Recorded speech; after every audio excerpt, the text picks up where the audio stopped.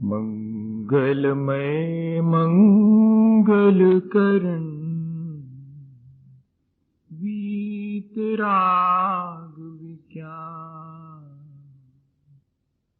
नमो ताहि जाते भजे अरहंतादि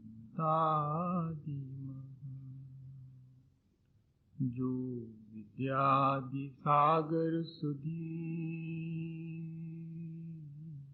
जो विद्यादि सागर सुधी गुरु हैं हितैषी शुद्धात्म में निरत नित्य हितोपदेशी वे पाप ग्रीष्म ऋतु में जल हैं सयाने पूजूं सतत केवल ज्ञान पाने पूजूं सतत केवल ज्ञान पाने। बोले भगवान महावीर स्वामी की, आचार्य कुंद कुंद स्वामी की, आचार्य गुरुवर विद्यासागर मुनि महाराज की।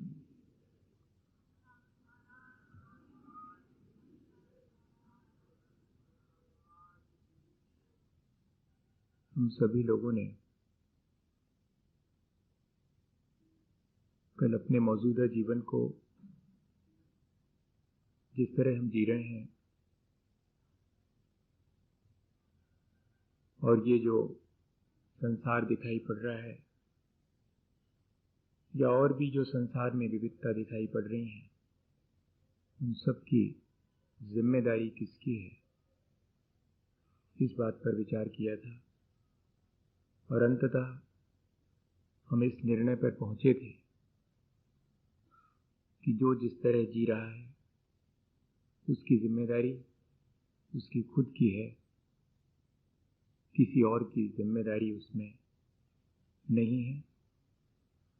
कर्म प्रधान विश्व करी राखा, जो जस करहि सो तस फल चाखा।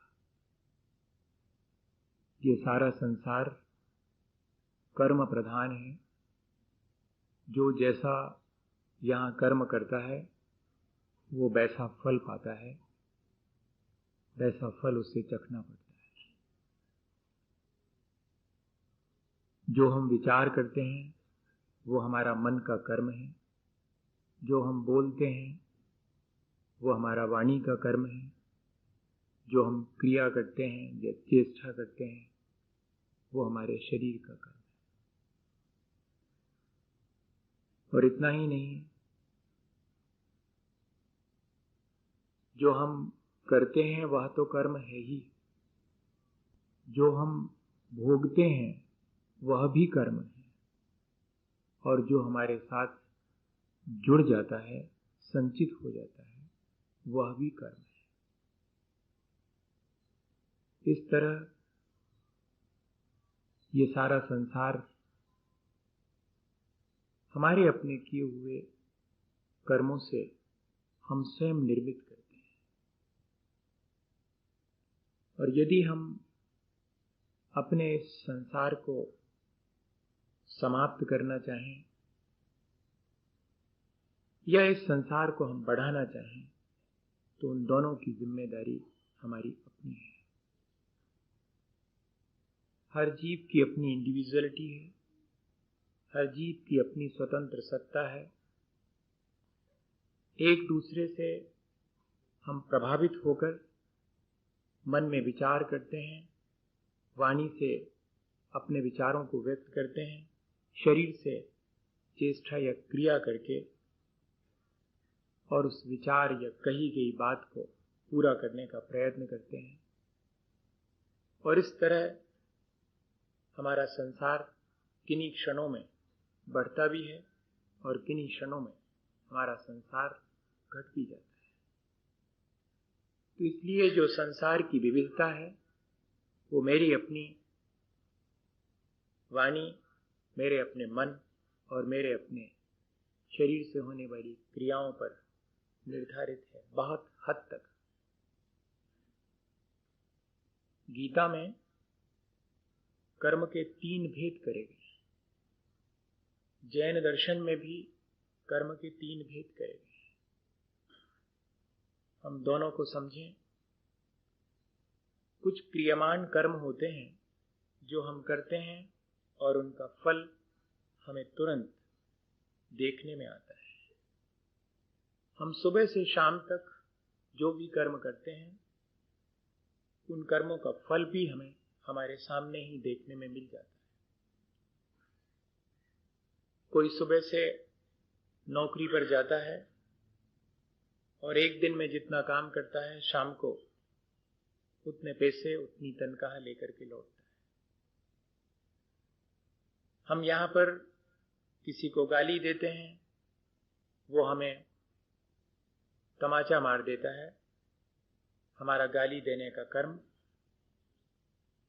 हमें किसी न किसी रूप में फल दे करके चला जाता है। ये क्रियमान कर्म है, ये हम रोज कर रहे हैं और उसका फल भी लगे हाथ चखने में आ जाता है, चाहे वो शुभ हो या कि अशुभ हो। लेकिन इतना ही नहीं है, इससे भी कुछ अधिक है। कुछ ऐसे क्रियमान कर्म हैं जिनका फल हमें तुरंत नहीं मिलता है, देर सवेर मिलता है। जैसे कि वे सब कर्म संचित कहलाते हैं। कुछ कर्मों का फल ही हमें रोज मिलता है, कुछ का फल तो हमें बाद में मिलता है। कर्म हमारे वर्तमान के भी हैं, कर्म हमारे साथ अतीत के भी हैं, कर्म हमारे साथ भविष्य में क्या व्यवहार करेंगे, यह भी वर्तमान में ही हम निर्धारित कर लेते हैं। तो वो जो संचित कर्म है, वो क्या चीज है? वो जो हमें बाद में फल देते हैं, वो सब संचित कहलाते हैं। जैसे कि गेहूं बोएं, 120 दिन के बाद फसल आएगी। बाजरा बोएंगे, 90 दिन के बाद आएगी। और अगर आम बोया है, 5 वर्ष के बाद फल लगेंगे। हमने अपने माता पिता के साथ खोटा व्यवहार किया है, संभव है कि उसी जीवन में और हमारे बच्चे हमारे साथ ठीक वैसा ही व्यवहार करें जैसा हमने अपने माता पिता के साथ किया। तुरंत देखने में नहीं आता, पर उसके आफ्टर इफेक्ट्स हमारे सामने देखने में आते हैं। बीज आज बोते हैं, फल बहुत देर के बाद देखने में आता है। एक बेटा बहुत छोटा सा है और वो अपने इकट्ठे किए हुए सामान में चाय के कुल्हड़, मिट्टी के और भी बर्तन, वो सब इकट्ठे करता है। पिता एक दिन उससे पूछते हैं कि तुम ये किस लिए इकट्ठे कर रहे हो? वो कहता है कि जैसे तुम दादा दादी को इन मिट्टी के बर्तनों में खिलाते हो, ऐसे ही जब आप बूढ़े हो जाओगे तब आपके लिए खिलाऊंगा, इसलिए मैं जोड़ के रख रहा हूं। और होता यही है, हम जो आज करते हैं उसका तुरंत फल मिलता दिखता है, लेकिन उतना ही पूरा नहीं है। क्रियमान के साथ साथ कुछ और है जो कि संचित होता जाता है, जिसका फल हमें बाद में भोगना पड़ता है। हम कर्म करते हैं, कर्म हमारे साथ बंधता है और कर्म का फल हमें भोगना पड़ता है। इन 3 स्टेप में ये कर्म की प्रक्रिया निरंतर चलती रहती है। यह भी साथ में है कि हमें आप वर्तमान में जो संचित हमने किया है उसमें से कितना भोगना है। हमारे पास पहले से जो संचित है उसमें से कितना भोगना है, ये कहलाता है प्रारब्ध। हमारे अपने संचित किए हुए कर्मों में से कितने पक करके अपना फल देंगे और जिनका फल हमें भोगना पड़ेगा। वो ठीक ऐसा ही है कि हमने आम का पेड़ भी लगाया है, उधर बाजरा भी बोए हैं, उधर गेहूं भी बोया है, लेकिन सब अपने अपने टाइम से आएंगे। मेरे पास कितना समय है, मेरी अपनी लाइफ कितनी है, उस लाइफ में जो जो आते चले जाएंगे वे अपना फल देंगे, कुछ शेष रह जाएंगे, वे आगे मेरे साथ ट्रैप होकर के जाएंगे और मुझे आगे भी अपना फल देंगे। कोई भी कर्म अपना फल दिए बिना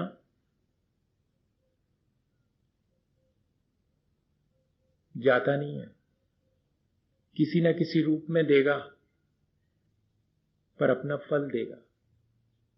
ये हमारा पुरुषार्थ है जिस पर हम बाद में विचार करेंगे कि हमें उस कर्म के फल के साथ कैसा बिहेवियर करना है। अभी सिर्फ हम ये समझें कि ये कर्म हमारे साथ बंधते कैसे हैं, ये आते कहां से हैं और इनको बुलाता कौन है, और ये हमें फल चखाने की सामर्थ्य कहां से पाते हैं, कौन इनमें हमें फल चखाने की सामर्थ्य डालता है, और ये कितनी देर तक हमारे साथ रहे आते हैं, ये कौन निर्धारित करता है। ये प्रक्रिया हमें थोड़ी सी विचार करने की है।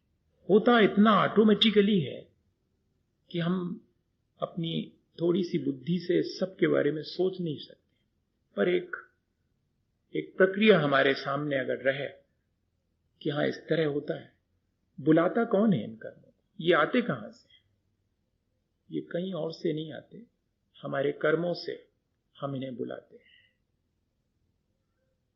हम जो कुछ भी सुबह से शाम तक मन, वाणी और शरीर के द्वारा करते हैं वो एक तरह का बुलावा है इन कर्मों के लिए, और निरंतर मन, वाणी और शरीर से होने वाले कर्म हमारे साथ संस्कार की तरह जुड़ते चले जाते हैं। फिर उसके बाद हम मजबूर हो जाते हैं। अगर किसी व्यक्ति को गाली दे के बात करने की आदत बन जाए तो फिर वो प्यार से बात नहीं कर पाएगा। वो जब भी बात करेगा एक आध उसके मुंह से गाली स्लिप हो जाएगी कह रहा हूं, क्योंकि उसके भीतर वैसा संस्कार बन गया है। तो इन कर्मों को कोई बुलाता नहीं है, इन कर्मों का संस्कार हमने बहुत बहुत पुराना अपने ऊपर डाल रखा है। कहीं पानी बह जाए और फिर सूख जाए और अगली बार पानी गिरे तो वो जो एक लाइन बनी रहती है वहीं से बहता है वो पानी। ठीक ऐसा ही हमारे साथ है। हम निरंतर अपने मन, वाणी और शरीर से कर्मों को, संस्कारों को आमंत्रण देते हैं, और फिर इतना ही नहीं, हमारे भीतर उठने वाले काम, क्रोध, मान, माया, लोभ, ये जितने भी भाव हैं, चाहे वो शुभ अशुभ हो, चाहे वो तीव्र मंद हो, चाहे वो जानबूझ के किए गए हों या कि अज्ञानता से हो गए हों, किसी भी तरह के भाव किसी माध्यम से हुए, लेकिन हमारे भीतर उठने वाले भाव कैसा ये कर्म अपना फल चखाएगा इस बात को निर्धारित करते हैं। मेरे भीतर का संस्कार मुझे आगे जाकर कैसा फल चखाएगा, कितनी सामर्थ्य का होके आएगा, ये मेरे अपने कर्म करते समय के भाव निर्धारित करते हैं। और इतना ही नहीं, मेरे अपने कर्मों को किस तरह स्वागत करता हूं, इससे ये निर्धारित होता है कि ये कितनी देर तक मेरे साथ रहे। कुछ भावों को हम थोड़ी देर तक करते हैं, कुछ भावों को हम बहुत देर तक करते हैं। इससे ये निर्धारित हो जाता है कि जिन भावों को मैं थोड़ी देर तक करता हूं उनके संस्कार मेरे साथ ज्यादा देर तक नहीं रहेंगे। जिन भावों और जिन परिणामों को, चाहे वो शुभ और अशुभ हो, मैं ज्यादा देर तक, अपन कहते हैं ना कि बात बढ़ाओ मत, और हमारी आदत है कि बढ़ाते चले, और वही बात हमारे भीतर संस्कार की तरह ये निर्धारित करती है कि वो कर्म कितनी देर तक रहेगा और कितनी देर तक अपना फल देगा। ये हम ही निर्धारित करते हैं। एक पंडित जी गांव में गए वचन के लिए, कोई नहीं था। मंदिर में जब पहुंचे, माली जी से कहा कि भाई जाओ तो 2-4 लोगों को बुला लाओ। कहना पंडित जी आ गए। अब माली जी क्या समझे, माली जी गए और 4-5 लोगों को बुला के ले आए। वो 4-5 लोग जैसे आई तो पहले वाले से पूछा पंडित जी ने कि आप कैसे? तुमने कहा कि ये बुला लाए माली जी हमको, हम तो रिक्शा चलाते हैं। अरे नहीं, तो आपको नहीं बुलाया, आप तो जाइए। दूसरे वाले व्यक्ति को देखा तो वो जरा युवा था। पंडित जी को ध्यान आ गया कि भाई शाम को रिजर्वेशन करवा लें, जाना है गाड़ी से, और ये युवा ठीक है। उससे कहा कि सुनो, ये मेरी टिकट बनवा लो। उसको पैसे दिए। पहले वाले को तुमसे मेरा कोई संबंध नहीं है, तुरंत वापस लौटा दिया। बुला तो लिया था सबको, 5-7 लोगों, लेकिन उसमें से किसको कितनी देर रखना है ये कौन निर्धारित करता है? मेरे अपने परिणाम। उससे मेरा कोई ज्यादा सरोकार नहीं है। रिक्शे वाले से जाओ भैया, इनसे थोड़ा सरोकार है, टिकट लेने भेज दिया है। बाकी जो 3-4 बचे उनसे कहा कि सुनो, चलो थोड़ी अपन बैठ के धर्म चर्चा कर लेते हैं, अब हम आए हैं तो। सो घंटे भर उनसे धर्म चर्चा करी। उतनी देर उन 4-5 को रोका, घंटे भर। और उसमें से जब विदा लेने लगे तो एक ने कहा कि पंडित जी आपकी आवाज से तो लग रहा है कि फलानी जगह से आए आप। हाँ भैया, तो हमारी भी तो रिश्तेदारी है। अरे तो बहुत अच्छा है, बैठो, आओ अपन बात करें। वो जो वचन का सुनने वाले थे वो वचन का सुन के चले गए। उसमें से एक परिचित निकल आए, सो उनके साथ और घंटे भर हो गया। और फिर बाद में परिचय इतना गहरा निकला कि पंडित जी अब आपको शाम के भोजनों के बिना नहीं जाने, हमारे यहां चलो। सो उनको अपने घर ले गए। बताइएगा किसने निर्धारित किया ये कि कौन कितनी देर साथ रहेगा और कौन कौन आएगा? हमने ही बुलाया है, और हम ही जितनी देर रखना चाहें रख सकते हैं। ये हमारे ऊपर निर्भर है। कर्म भी ऐसे ही हैं। हमारे मन, वाणी और शरीर से इनको हम आमंत्रण देते हैं कि आओ, और फिर हमारे अपने परिणाम जैसे होते हैं उसके अनुसार ये हमें फल चखाते हैं। हमारा जिसके साथ जैसा व्यवहार होता है उससे हमें वैसा ही तो मिलता है, वैसा ही फल हमें चखने में आता है। इस तरह ये कर्म की प्रक्रिया निरंतर चलती है, क्योंकि सोते, जागते, खाते, पीते, उठते, बैठते, आते जाते हर स्थिति में मैं मन, वचन और कर्म की कोई ना कोई क्रिया करता ही रहता हूं। सोते समय भी मेरे मन, वाणी और शरीर की सक्रियता बनी रहती है, और इसलिए निरंतर मेरे साथ ये कर्म चलते ही रहते। एक क्षण के लिए मैं कोई भी यहां पर जीव कर्म से मुक्त नहीं हो, चाहे वो करने वाले कर्म हो, चाहे वो भोगने वाले कर्म हो, चाहे वो संचित होने वाले कर्म हो। एक क्षण के लिए भी यह प्रक्रिया रुकती नहीं है। जैसे कि किसी की दुकान बहुत अच्छी चलती हो और घर आकर के माँ से वो कहे, माँ के पूछने पर कि आज तो दुकान बहुत चली, ग्राहकों में उलझे रहे, तो माँ कहे कि क्या एक ही ग्राहक में उलझे रहे? कहती नहीं, ग्राहकों का तांता लगा रहा।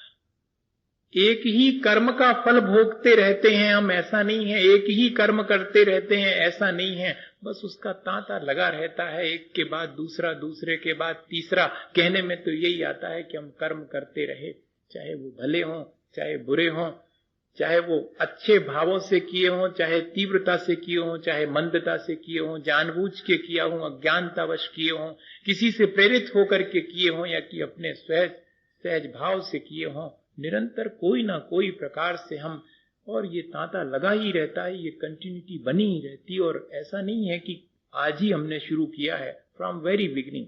हमें याद भी नहीं है, जब से हमारा जीवन है तब से ये मन, वाणी और शरीर तीनों की सक्रियता बनी हुई है। जब तक ये मन, वाणी और शरीर की सक्रियता है तब तक मेरे कर्म आते रहेंगे, और जब तक मैं कोई ना कोई शुभ अशुभ भाव करता रहूंगा।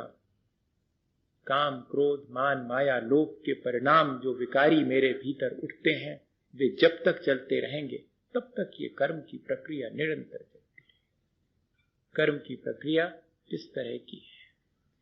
इस कर्म की प्रक्रिया में भागीदारी किसकी है, अब इस पर जरा समझा तो शायद बात और क्लियर हो, ताकि हम जिनकी पार्टनरशिप है वो खत्म कर देवें तो संभव है कि इस कर्म बंध की प्रक्रिया से हम निजात पा जाएं। क्योंकि प्रक्रिया तो ये निरंतर चलने वाली है, समझ में आ गया। क्योंकि कोई भी क्षण ऐसा नहीं है जिसमें हम कर्म से मुक्त। ये सब चीजें हम बाद में विचार करेंगे कि डेस्टिनी क्या है और हमारा वर्तमान का पुरुषार्थ क्या है। कुछ प्रश्न थे कल कि भाग कितना और पुरुषार्थ कितना, और भी कुछ प्रश्न थे, इन पर भी विचार करना है, मैं करूंगा, पर आज के दिन में। आज तो कर्म की साझेदारी में कौन कौन मेरे साथ है इस पर थोड़ा सा विचार करेंगे, और इस कर्म बंध की प्रक्रिया को समझने के बाद, उसकी साझेदारी को समझने के बाद अपने आप ये बात समझ में आ जाएगी कि कितना मेरे भाग्य से और कितना मेरे पुरुषार्थ से, और भाग्य को और पुरुषार्थ को कौन निर्धारित करता है, ये सब चीज समझ में आएगी। एक बहुत अच्छा विचार भी मेरे पास आया था कल शाम को, किसी ने लिख करके दिया था कि मुझे अपनी उस परम विशुद्ध अवस्था को प्राप्त करना है। ये बात तो ठीक है, लेकिन सिर्फ उस परम विशुद्ध अवस्था को ही प्राप्त करने के लिए मैं सारी चीजें करूं, ये बात सबको हो सकता है कि ठीक ना जान पड़े। तो क्यों ना हम ऐसा करें कि मेरा जो वर्तमान का जीवन है मुझे उसे ही बहुत अच्छे ढंग से जीना है। अगर इतना भी कर लें तो बाकी जो बहुत कठिन से विचार हैं कि ईश्वर क्या है और ईश्वर कहाँ रहता है और ईश्वर को बनाया किसने है, या कि ईश्वर ने सृष्टि को बनाया है, इन सारी बातों को यदि हम सिर्फ विचार तक सीमित रखें, और करने के लिए तो सिर्फ इतना ही है कि हम अपने लक्ष्य को ध्यान में रख करके अपने वर्तमान को अगर सुधारें, तो क्या एक विचार नहीं हो सकता? मैं इस विचार से सहमत हूं, यह भी एक विचार है। और हम इतने दिनों से वही करते आ रहे हैं कि हम बाकी सब भूल करके, बाकी सारे प्रपंच को भुला करके सिर्फ एक ही बात तय कर लें कि कल जैसा मैंने जिया था जीवन, कल मैंने जैसी वाणी बोली थी, कल मैंने जैसे विचार किए थे, कल मैंने शरीर से जैसी चेष्टा की थी, जिनसे कि मैं निरंतर मेरे कर्मों का संसार बढ़ाता हूं, मैं उसको और बेहतर ढंग से करूं। कर्मों को बेहतर ढंग से करने का मतलब है कर्मों से मुक्त होना, और कोई बहुत बड़ी चीज नहीं है। कर्म जितने बेहतर ढंग से हम करेंगे, बेहतर ढंग क्या है, जिससे कि आगे संचित ना हो, वही ढंग सबसे बेहतर है। और जो व्यक्ति ये ढंग सीख लेता है वो व्यक्ति कर्मों से पार हो जाता है। ये बात अपन आगे समझेंगे, इसलिए मैं इस विचार से सहमत हूं। अब हम इस बात को थोड़ा सा डिस्कस कर रहे हैं कि इसमें भागीदारी किस किस की है। मेरे कर्मों के आने में, मेरे मन, वाणी और शरीर, और मेरे अपने भाव, उनको रोकने में, उनको सामर्थ्य देने में। कर्मों को जो बंध जाते हैं मेरे साथ, जो बाद में फल देते हैं, उनको सामर्थ्य भी मैं ही देता हूं, मेरे अपने परिणाम उनको सामर्थ्य देते हैं। तब देखें कि कौन सी चीजें हैं। 3 चीजें हैं। मेरी अपनी आसक्ति, मेरा अपना मोह, ये कर्मों के बंधन में पहला भागीदार है। इसमें मेरी परवशता है, क्योंकि ये संस्कार मोह का और आसक्ति का बहाना चला रहा है। ये मेरे हाथ की नहीं है, ये परवश है, साझेदारी। दूसरी है मेरे अपने वर्तमान के पुरुषार्थ का निर्धारण, भला करना है या कि बुरा, ये साझेदारी मेरे कर्मों के बंधन में इसकी भी, मेरे वर्तमान पुरुषार्थ की भी साझेदारी है। वो भला भी हो सकता है और बुरा भी हो सकता है, ये निर्धारित मैं करता हूं, ये मेरे स्ववश है। मोह और आसक्ति में थोड़ा परवश हूं, लेकिन वर्तमान के पुरुषार्थ जो कि मेरे हाथ में है। और तीसरी बात, इस कर्म बंध की प्रक्रिया के बारे में गाफिलता, लापरवाही और अज्ञानता, ये तीसरा साझीदार है मेरे कर्म बंध की प्रक्रिया। ये भी मेरे हाथ में है। तीन में से दो मेरे हाथ में है, एक में जरा मैं परवश हूं। ये तीन भागीदार हैं मेरे। इसमें से जिसमें मैं परवश हूं उस पर पहले विचार कर लें। ये जो मेरा मोह है, मेरी जो आसक्ति है, मेरे जो कर्म करने का निरंतर, आज वर्तमान में अगर कोई कहे कि शांत बैठो, तुम उसको निठल्ला मानेंगे? क्या कुछ भी नहीं करते हो, कुछ करो। ये जो कुछ करो वाली प्रक्रिया है, इस संसार के मोह की वजह से वो मेरी अपनी परवस्था जैसी हो गई है कि कुछ करो, लगे रहो। अशुभ में लगे हो तो अशुभ में लगे रहो, शुभ में लगे हो तो शुभ में लगे रहो। मुझे शुभ और अशुभ दोनों के बीच साम्य भाव रख करके जीना है, ये बात ख्याल में ही नहीं आती। मेरा मोह मुझे निरंतर कर्म करने के लिए प्रेरित करता है। मेरी आसक्ति मुझे निरंतर संसार के कर्म करने के लिए। थोड़ी देर को जब मोह शांत होता है तब संसार के कर्मों से ऐसा लगने लगता है कि अब बहुत हुआ, टू एनफ। वरना तो कई बार हम संसार के कार्य द्वेषवश छोड़ देते हैं, हमसे नहीं होता, कहां तक करें हम। और या फिर नहीं करता हूं, राग पूर्वक या कि द्वेष पूर्वक, दोनों स्थितियों में मैं निरंतर कर्म में संलग्न रहता हूं। तो मेरा मोह जो है वो मेरे इस कर्म के बंधन में सबसे बड़ा भागीदार है। और मेरा वर्तमान का पुरुषार्थ तो है ही, और मेरी अज्ञानता भी है। कर्म कैसे कितनी जल्दी बंध जाते हैं मैं जानने ही नहीं चाहता। ये मेरी लापरवाही, मेरी अज्ञानता। मैं अगर थोड़ा सावधान हो जाऊं तो शायद इस प्रक्रिया में मैं थोड़ा सा बदलाहट कर सकता हूं, मैं परिवर्तन कर सकता हूं। मोह क्या चीज है?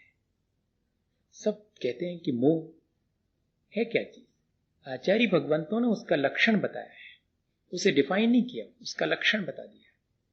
अनंत भगवान के प्रति अश्रद्धा होना और जीवों के प्रति करुणा का अभाव होना, ये मोह का लक्षण है। देखें जरा, इस पर विचार करें, शायद इससे बच सके हम। अनंत भगवान के प्रति श्रद्धा नहीं होना। अनंत भगवान मतलब जो अपनी विशुद्ध अवस्था को प्राप्त कर चुके हैं, या कि जो राग द्वेष के संसार से ऊपर उठ चुके हैं, यानी जो वीतरागी हैं। तो वीतरागता के प्रति रुचि नहीं होना, संसार के प्रपंच में रुचि होना, इसका नाम है मोह। बहुत सीधी सी चीज है। राग द्वेष में रुचि है सुबह से शाम तक, और वीतरागता में रुचि नहीं है, यही तो मोह है। और यही मेरे कर्म बंध की प्रक्रिया का सबसे बड़ा भागीदार है, सबसे बड़ा पार्टनर है ये। और दूसरी चीज, मेरे अपने सुख सुविधा के साधनों को जुटाने के लिए मेरे अंदर की दया और करुणा मैं सब बालाए ताक रख देता हूं एक तरफ उठा करके। ये जो दया और करुणा का अभाव है वो भी मोह का लक्षण है। और मेरे अपने इस जीवन को सुख सुविधा जुटाने की जो आसक्ति है, वो आसक्ति मेरे भीतर की दया और करुणा को गायब करती है। तो दया और करुणा का अभाव होना भी मोह का लक्षण। तब फिर मैं क्या करूं? मैं इस मोह से बचने के लिए अनंत भगवान के प्रति या वीतरागता के प्रति अपनी श्रद्धा को जागृत करूं, अपनी रुचि को बढ़ाऊं, अपना रुझान, अपना इंक्लाइनेशन उस तरफ करूं। मैं उन चीजों से दूर रहूं जिनमें कि राग द्वेष के अवसर ज्यादा है। मैं उन चीजों के संपर्क में ज्यादा रहूं जिसमें राग द्वेष घटता हो, जिसमें वीतरागता की तरफ मेरे कदम बढ़ते हों। और मैं उन प्रक्रियाओं को दिन भर में करूं जिससे मेरे भीतर दया और करुणा का भाव बढ़ता हो। मैं दया और करुणा दोनों को बनाए रखूं। तब हो सकता है कि मैं अपने मोह को जीत सकूं और इस कर्म बंध की प्रक्रिया को कम कर सकूं। इसके लिए छोटा सा उदाहरण अपन देखें। हमारे भीतर दया और करुणा का किस तरह अभाव हो गया, एक व्यंग किया है किसी ने। हाँ, उससे जल्दी समझ में आ जाएगा मुझे लगता है। आज मैंने कोई बहुत बढ़िया सी एक कहानी सुनाई भी नहीं है, क्योंकि ये सब तो मुझे मालूम है कि इसके बाहर निकलेंगे तो आधा अधूरा रह जाएगा भीतर, थोड़ा बहुत 10% जितना अपन ने समझा है। यहाँ बैठ के तो लग रहा होगा कि समझ में आ रहा है, लेकिन इतनी जल्दी नहीं आता, हमको बहुत वर्षों लग गए, पर वो उदाहरण याद रह जाएगा कि मेरी अपनी आसक्ति क्या है, और उस आसक्ति के चलते मेरे अंदर की जो वीतरागता के प्रति रुचि और मेरे अंदर की जो करुणा का भाव है, जो कि मेरा अपना स्वभाव, वो कैसे तिरोहित हो गया है, कैसे कैसे हट गया है। क्या हुआ, एक भिखारी नया आया गांव में, शहर में। अब वो नया था, उसको क्या मालूम कि कौन सी दुकान के सामने जाने पर मिलेगा और कौन सी दुकान पर जाने पर नहीं मिलेगा। बाकी जो वहां उस गांव और शहर के भिखारी थे उनको तो मालूम है कि इस दुकान पर जाएंगे, एक बार कहेंगे एक बार में मिल जाएगा, इस दुकान पर जाएंगे जरा 2 बार कहेंगे, हाथ पांव जोड़ेंगे तो मिल जाएगा, और इस दुकान पर जाने ही नहीं, क्योंकि कितना ही माथा पटक लो यहां नहीं मिलने वाला। वो जानते हैं, वो भिखारी भी जानता, मांगने वाला भी जानता, पर वो नया था बेचारा, और वो ऐसी दुकान पे पहुंच गया जहां से आज तक किसी भिखारी को कुछ नहीं मिला, और दूसरे भिखारी दूर खड़े मंद मंद मुस्कुरा रहे हैं कि नया है, अभी कुछ मालूम नहीं इसको, बेकार परेशान हो रहा उस दुकान पे गया, अब उसको क्या मालूम। लेकिन उस दुकान का जो मालिक था, सेठ था, सबको मालूम है कि वो अत्यंत आसक्त है अपनी धन संपदा में, खुद भी ठीक से नहीं खाता, दूसरे को देने का तो सवाल ही नहीं।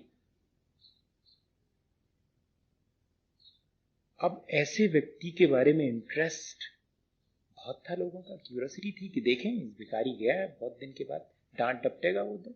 लेकिन उस दिन उसको डांटा नहीं भिखारी को। क्यों, क्या चाहिए, कुछ मिल जाए मालिक, लगता है नए आए हो। आज ही आया हूं भगवान, आज ही इस शहर में नया आया हूं। अच्छा, अब सेठ जी को भी जरा मजा, पता नहीं कौन से मूड में थे, तो जरा मजा लेने का हुआ। बोले सुनो, मेरी दोनों आंखें देख रहे हो, मैंने इसमें से कौन सी नकली लगवाई और कौन सी असली है। जरा असमंजस में पड़ गया वो, लेकिन भिखारी तो भिखारी था, उसने दुनिया देखी है, लोगों की आंखें देखकर जानता है वो, भले ही नया हो। और मुश्किल से 30 सेकंड लगे होंगे और कहा कि सेठ जी, दाई वाली ओरिजिनल है, बाई डुप्लीकेट है। सेठ जी दंग रह गए। सेठ जी ने तो ये सोचा था कि ये बता पाएगा नहीं, इसलिए मैं कुछ दूंगा नहीं, देना नहीं पड़ेगा, लेकिन कमिट कर चुके थे कि अगर तू सही बता देगा तो कुछ दे दूंगा भिक्षा में। तो बड़े जोर से हंस के कहा कि तू आज जीत गया, और आज मेरा मन हो रहा है कि तेरे को कुछ दे दूं। सारे भिखारी खड़े हैं, दूर देख रहे हैं, नया भिखारी, इसको कुछ मिल रहा है लगता है, लेकिन एक बात मैं तेरे से पूछना चाहता हूं, वो भर बता दे तो मान जाऊंगा। क्या सेठ जी, कि तूने पहचाना कैसे कि ये ओरिजिनल है और ये डुप्लीकेट है? तो बोले इसमें क्या है, जिसमें थोड़ी सी करुणा झलक रही मैं समझ गया वही डुप्लीकेट है, क्योंकि ओरिजिनल में तो संभव ही नहीं। ओरिजिनल वाले में तो संभव नहीं है कि थोड़ी बहुत करुणा हो, वहां तो सिर्फ मोह ही दिखाई पड़ रहा है, आसक्ति ही दिखाई पड़ रही है। वो जो डुप्लीकेट आंख है उसमें थोड़ी करुणा दिखाई। क्या ये उदाहरण इस बात की सूचना नहीं देता है कि मेरा मोह मेरी अपनी करुणा को नष्ट कर देता है, मेरी अपनी जो वास्तविकता है उससे मुझे विमुख कर देता है, मुझे राग द्वेष में डाल देता है, मुझे वीतरागता से विमुख करता है।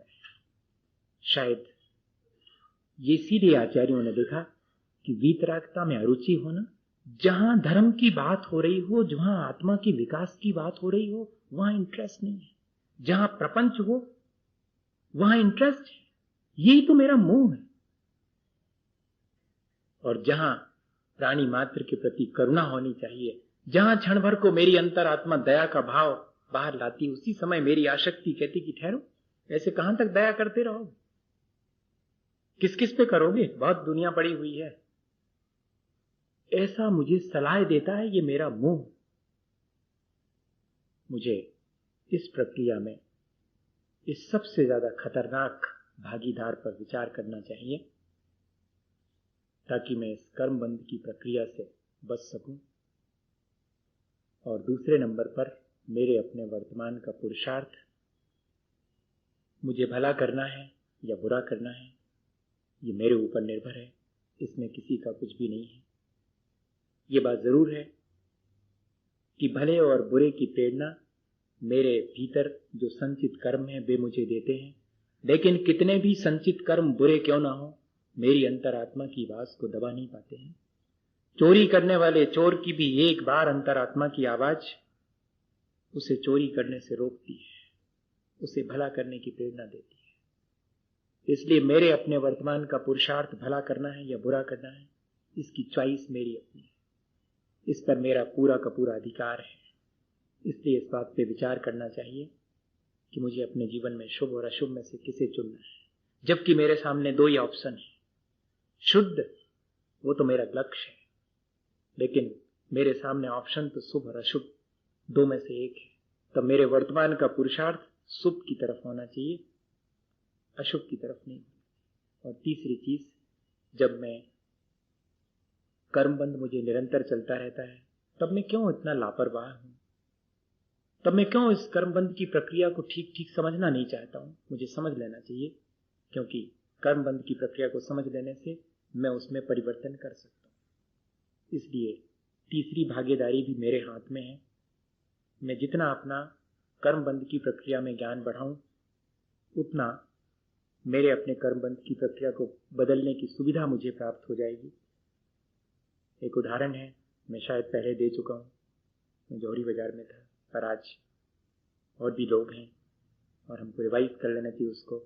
मुझे आचार्य महाराज ने सुनाया था, साड़ूमल में एक पंडित जी थे, पंडित हीरालाल जी, सिद्धांत शास्त्री।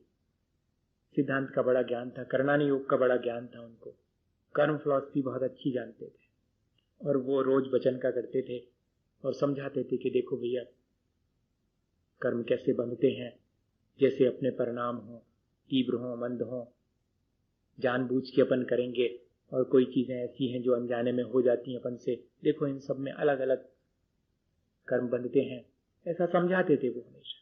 उसमें एक व्यक्ति गरीब भी बैठता था रोज, वो भी समझता था। एक दिन वो पकड़ा गया, चोरी करते पकड़ा गया। पंचायत बैठी कि भैया तुमने चोरी क्यों की। वो चोरी भी ऐसी करी गैर बुद्धिमानी की कि अपने ही 5-7 घर दूर, जहां वो रहता था वहां से 5-7 घर दूर किसी व्यक्ति का मकान था, उनके यहाँ गायें बंधी थी, सो उनको डालने का भूसा रखा था, भूसे का बोरा, सो वो उठा करके ले गया। और ऐसा बुद्धू कि वो उसमें छेद था, सो वो भूसा जो है लाइन बनती गई अपने घर तक, वो घरे टिका लो भैया ने। चोरी भी करी तो ऐसी गैर बुद्धिमानी से करी। वो पकड़ में भी आ गया, वो पकड़ में आया सो कह भी दिया कि हो जो चुराओ तो हम ही ले आए थे, सारी बात स्वीकार कर ली। लोग जानते हैं कि रोज वचन कहां बैठता है पंडित जी की, बात कुछ और है। आदमी चोर नहीं मालूम पड़ता, कोई और बात है। क्या बात थी भैया? कहते 3 दिन हो गए ने हमारे घर से ने हमारे पेट में भोजन नहीं गया, सो हमने सहन कर लिया पानी पी के, लेकिन कल हमसे देखा नहीं गया। हमारा छोटा सा बेटा दूध के लिए जिद कर रहा है, हमारे पास रोटी का टुकड़ा भी नहीं है, पानी कब तक पिलाएं उसको, उसके लिए दूध चाहिए था। तो ये 1.25 रुपया का बिकेगा और उतने में मुझे 2-3 दिन के लिए इसके लायक दूध आ जाएगा, तब तक कोई और काम देख लूंगा। तो मैंने सोचा कि और ज्यादा क्यों करना, पंडित जी हमेशा बताते हैं कि अपन को ज्यादा तीव्र परिणामों से कर्म नहीं करना, मंदता रखना। कषायें जितनी ज्यादा प्रबल होंगी उतना तीव्र कर्म बंधेगा। मेरी इतनी ज्यादा लोलुपता नहीं थी, मेरी इतनी ज्यादा कषाय नहीं थी, मुझे तो 1.25 रुपये चाहिए था, और 1.25 रुपये की और भी सामान रखी, उनकी घड़ी उतार ले आते तो वह ज्यादा की बिकती, और उतनी सोने की अंगूठी रखी थी अरिया में उनके थे, हम बा उठा सकते। सोचा कि कौन को ज्यादा जोड़ के रखना है, 1.25 रुपया का ये ले चलो, इससे काम चले। भैया मैंने आपको उदाहरण सुनाया, किस बात की सूचना दे रहा है? सूचना सिर्फ इस बात की है कि मेरे अपने कर्म बंध की अज्ञानता मेरे कर्म बंध को ज्यादा बढ़ा देती है। अगर मैं कर्म बंध मैं सावधानी रखूं, मैं उसका ज्ञान रखूं, तो शायद मैं अपने इस कर्म बंधन की प्रक्रिया में अपने मन मुताबिक परिवर्तन कर सकता हूं। मैं इतना मजबूर नहीं, मैं सिर्फ अपनी आसक्ति और मोह की वजह से थोड़ा मजबूर हूं, क्योंकि एक पार्टनर ऐसा है, लेकिन दो ऐसे हैं जिनमें कि मेरा वर्तमान का पुरुषार्थ और मेरा ज्ञान दोनों मिल करके इस प्रक्रिया को परिवर्तित कर सकते हैं। इस तरह हमने आज थोड़ी सी चर्चा अपने इस कर्म बंध की प्रक्रिया पर करी और हमने समझा कि कैसे ये कर्म जो हम करते हैं हमारे साथ बनते चले जाते हैं, हमें कैसे ये अपना फल देते हैं और ये प्रक्रिया कैसे निरंतर चलती रहती है। मेरा मोह, मेरे वर्तमान का पुरुषार्थ और मेरी अपनी अज्ञानता कर्मबंध के प्रति इसको बढ़ाती चली जाती है। मैं अगर अपने पुरुषार्थ को संभाल लूं, मैं अपने ज्ञान को बढ़ा लूं और मैं अपने मोह को घटाता चलूं, वीतरागता के प्रति मेरा रुझान बढ़ता जाए, तो शायद इस कर्म बंध की प्रक्रिया में कुछ परिवर्तन मैं कर सकता हूं। इसी भावना के साथ कि हम इस कर्म बंध की प्रक्रिया को समझकर इस कर्म से मुक्त हो सकें, बोले आचार्य गुरुवर विद्यासागर मुनि महाराज।